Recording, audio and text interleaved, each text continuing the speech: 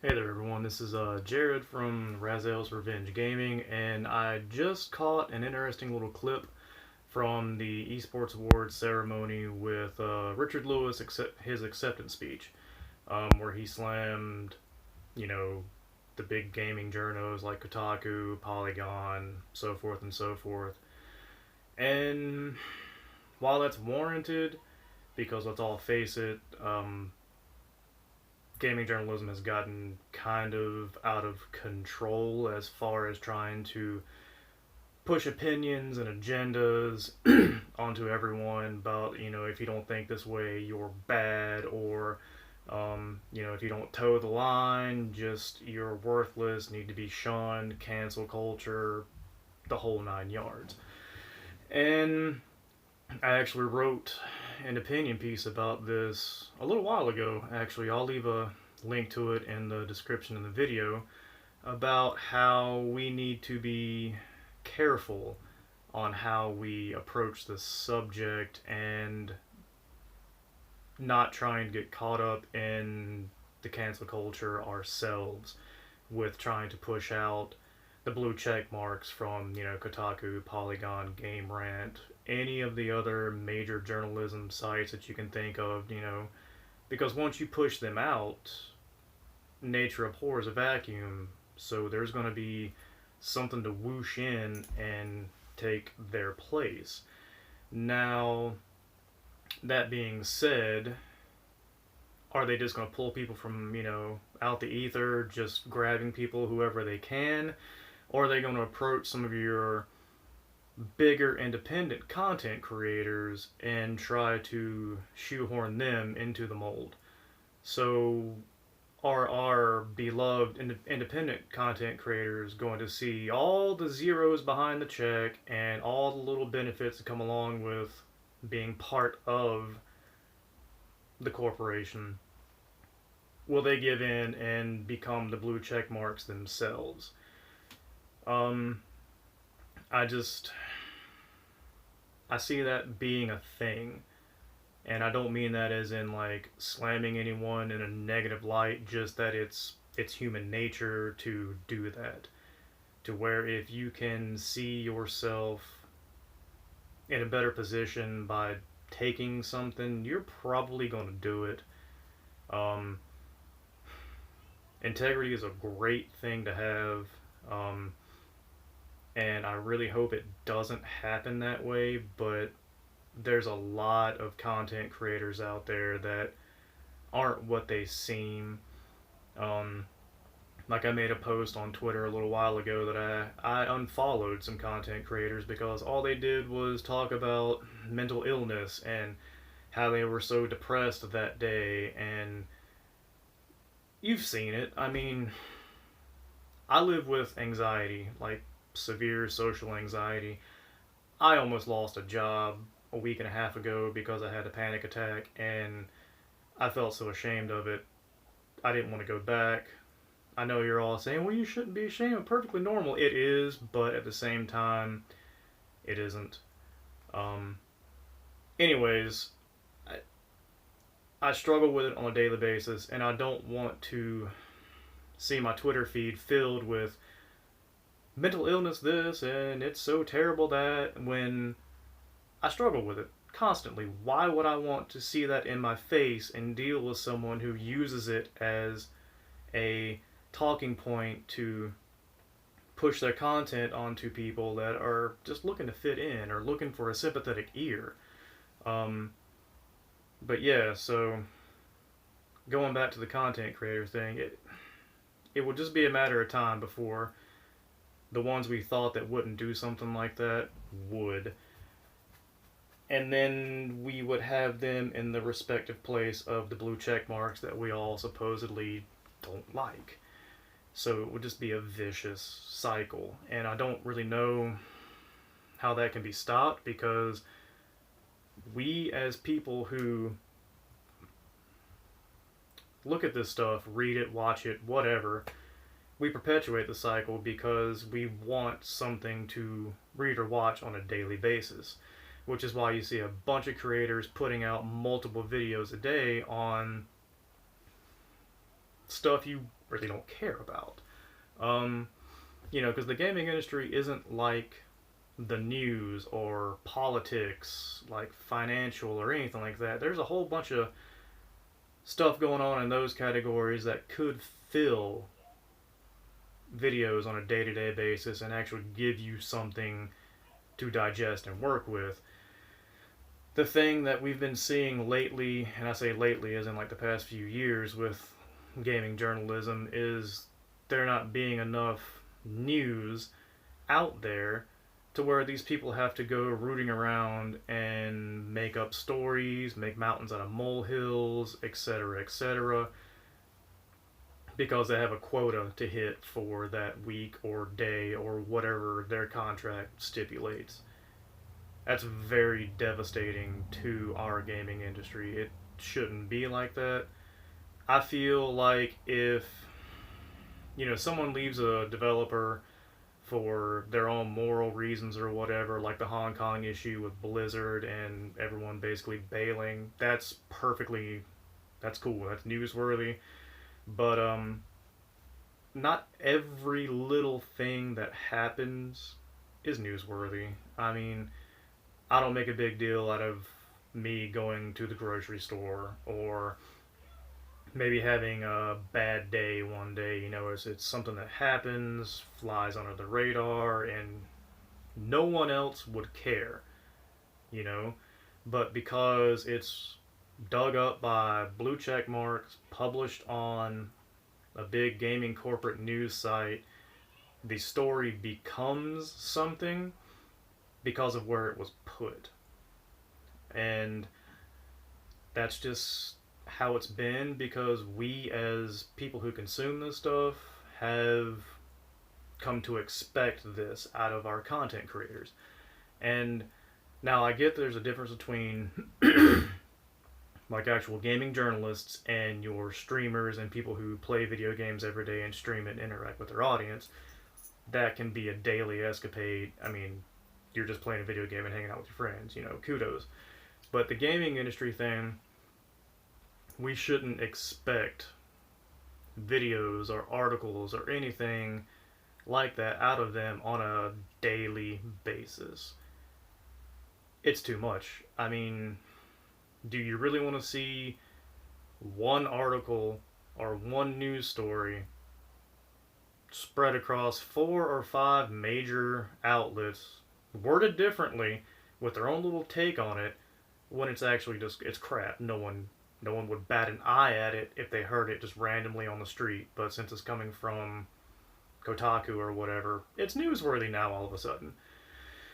We need to set our expectations a little bit higher than what we have been recently. And by higher, I mean we should expect it, put the bar up higher as far as the quality of the content, not the quantity. If there's nothing going on that day, there's nothing going on that day. I don't want to see some rando's opinion on how Animal Crossing is sexist or whatever. I'm sure you've seen that, I'm sure, where it's like, what the fuck, dude? It's Animal Crossing. It's a weird place we're in, and it's been a weird place for quite a while, and I don't really understand. Well, let me rephrase that. I understand. I don't like the way that it has been and is becoming. There's no sense in it. You get a bunch of content creators, big and small, like I said, just pushing out crap for the day just to give an audience something to see so they stay relevant in the algorithm and they pop up randomly or whatever, just for the sake of, making $1, which is fine. You do you, boo boo. I get it. I'd love to make money off of this too, but I don't. But I think there needs to be a line drawn in the sand to where we don't expect people to produce something on a daily basis just for our consumption, because that's kind of selfish. That's asking a lot out of someone. And if you talk to these people that actually do like gaming journalism, videos, stuff like that. Like not streaming. I mean, streaming is a pain in the ass in and of itself. You know, I mass respect for that, but it's a pain in the ass to produce a video.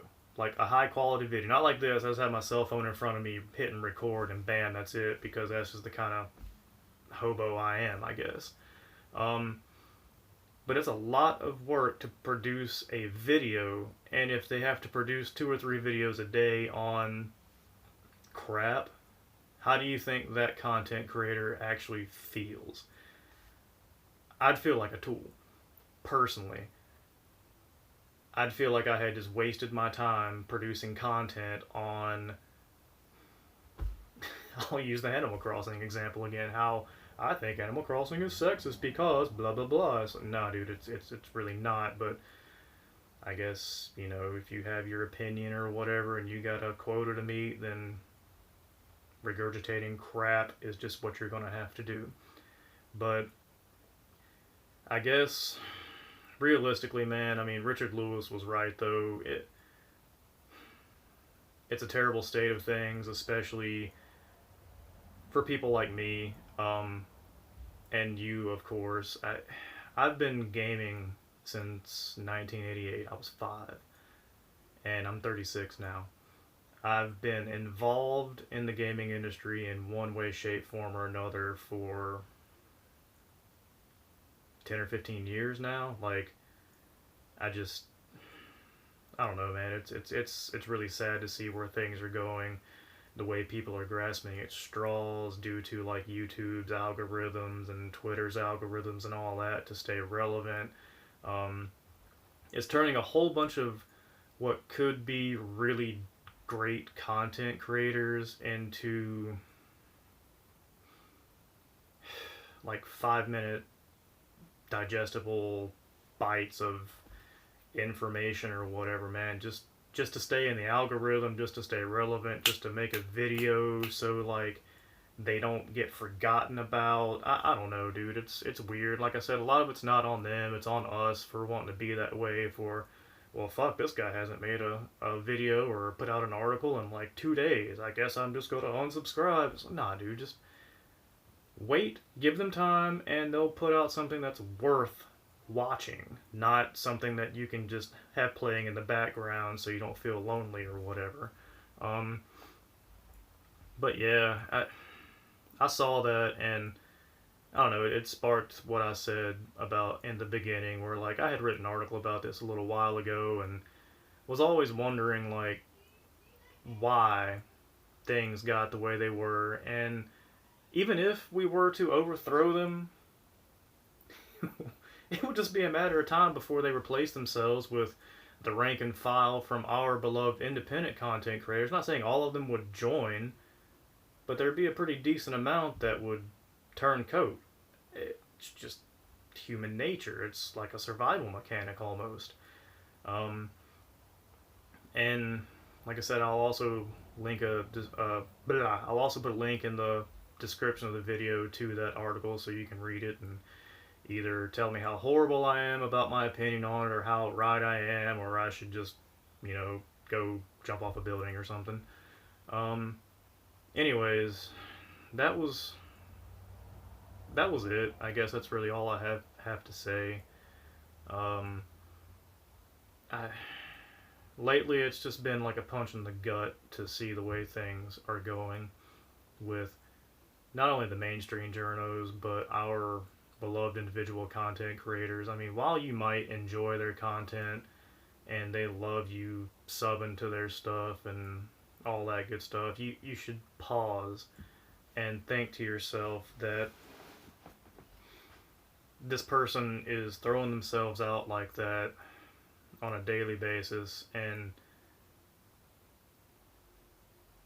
are you really getting the best of them if they're like a blogger or a independent gaming journalism or anything like that? Are you really getting their best story and their best stuff if you want them to turn out something every day for you to read? I mean, your streamers are a different story. I mean, every day is an adventure with those guys because even though they might play the same game or whatever, it might not be the same people they're playing against, or so forth and so forth. They might actually even play with their viewers. So, it's a different beast, but it's still kind of in the same universe.